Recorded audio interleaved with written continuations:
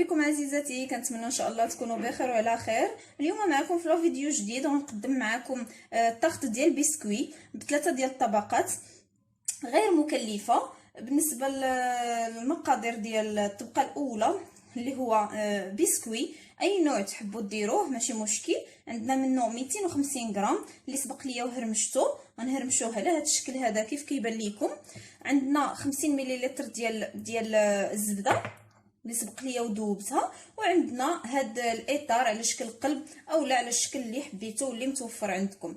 غندوزو للطريقه. غادي نديرو الزبده ديالنا على البسكوي وغنمزجوه مع بعض.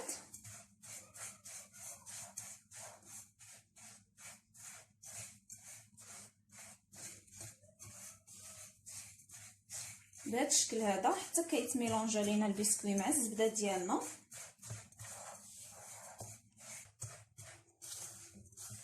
فوالا حبيباتي، من بعد ما مزجنا الزبده ديالنا مع البسكوي غادي على هذا الشكل هذا كيجيونا. دابا غادي ندوزو نخويوه في الاطار ديالنا.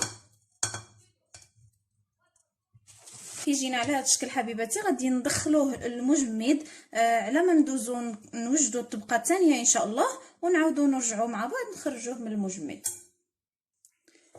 رجعت معكم حبيباتي. دابا غادي ندوزو نصايبوا الطبقه الثانيه ان شاء الله. غادي نحتاجوا ليها لاموس فاني، غادي نحتاجوا ليها كاس ديال الحليب، غنحتاجوا كاس ديال دانيت كراميل، وغنحتاجوا 6 ديال الفرomاج اللي بغيتو تستعملوه ماشي مشكل. ممكن كيغي، ممكن لافاش كيغي، ممكن اي نوع ديال الفرomاج بغيتو تستعملوه فماشي مشكل. هنا بالنسبه للاموس فغنحتاجوا غير نص ديال الساشي، ماشي الساشي كامله، غير نص ديالها مع كاس ديال الحليب. غندوزو نطربوا دابا نص ديال الساشي ديالنا ديال لاموس بالفاني.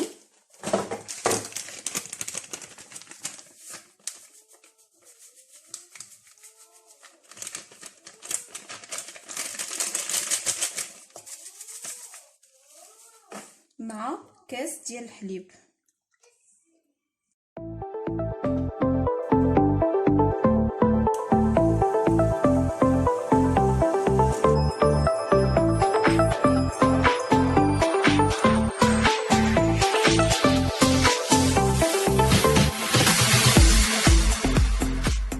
حبيباتي، من بعد ما ميلونجينا لاموس ديالنا مع الحليب فكيوليو لنا على هذا الشكل هذا.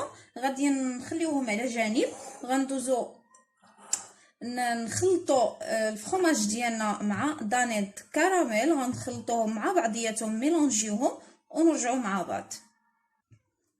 رجعت معكم حبيباتي من بعد ما فتحنا الفرomاج ديالنا. دابا غادي نديرو عليه واحد دانيت كراميل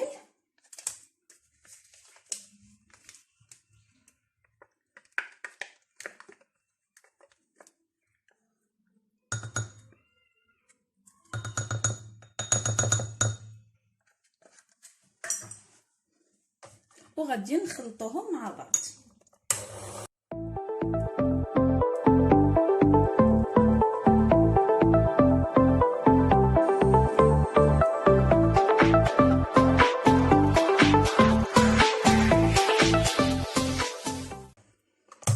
فوالا حبيباتي، من بعد ما ميلونجينا الفرomاج مع دانيت ديالنا كيولي لنا على هذا الشكل هذا، كيجينا على شكل كريم. كيولي لينا على هذا الشكل هذا، كيجينا على شكل كريم. غادي ندوزو نضيفوه على لاموس ديالنا اللي سبق لينا وخدمناها.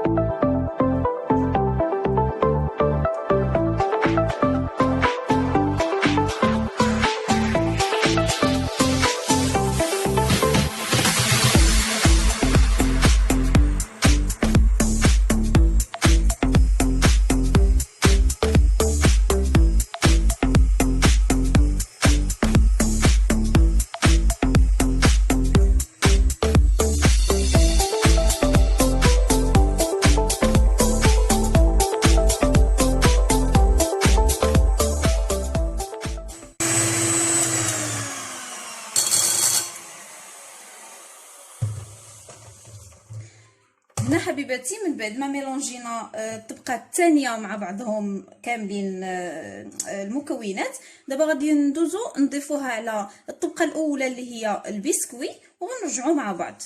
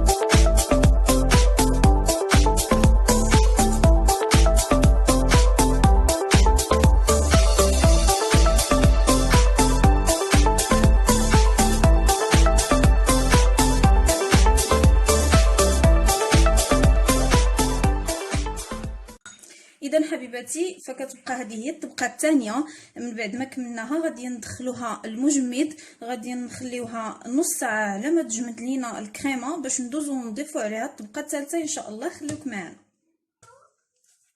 رجعت معكم حبيباتي، دابا غادي ندوزو نوجدوا الطبقه الثالثه ان شاء الله، اللي غادي نحتاجوا ليها 100 غرام ديال الشوكولا البيض وجوج كيسان ديال دانيت كراميل. جوج ديال دانيت كندوبوا الشوكولا ديالنا ومن بعد غنرجعوا مع بعض باش نميلونجيوهم. رجعت معكم حبيباتي من بعد ما ذوبنا الشوكولات ديالنا في حمام مريم. دابا غندوزو نضيفوا له جوج ديال دانيت كراميل ونميلونجيوهم مع بعض.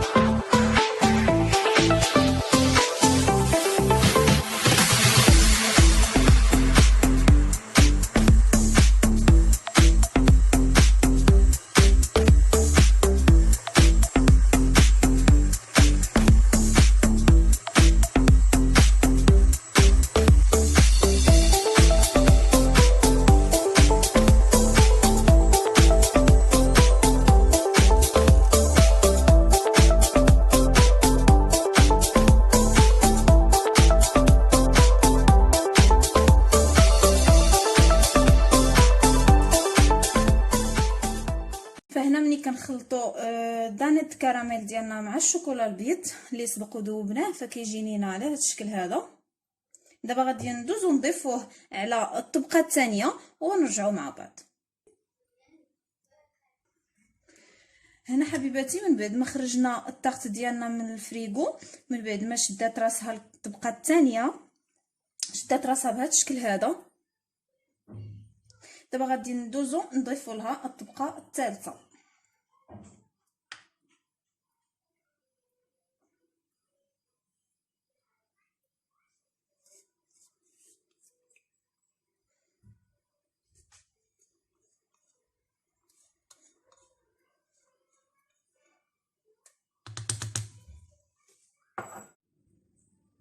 فوالا حبيباتي كيف ما كتشوفوا معايا من بعد ما فرغت الطبقه الثالثه فكتجينا على هذا الشكل هذا. هي كتساوي راسها، يعني لا داعي نقيسوها بالمعلقه ولا نقادوها ولا، فهي كتجي مساويه راسها. دابا غادي ندخلوها للثلاجه، غنخليوها 3 ديال السوايع حتى كتبرد معنا مزيان الكريم. الطبقه الاولى والثانيه كتجمع راسها ومن بعد نتلاقاو ان شاء الله باش نزينوها ونقدموها مع بعض.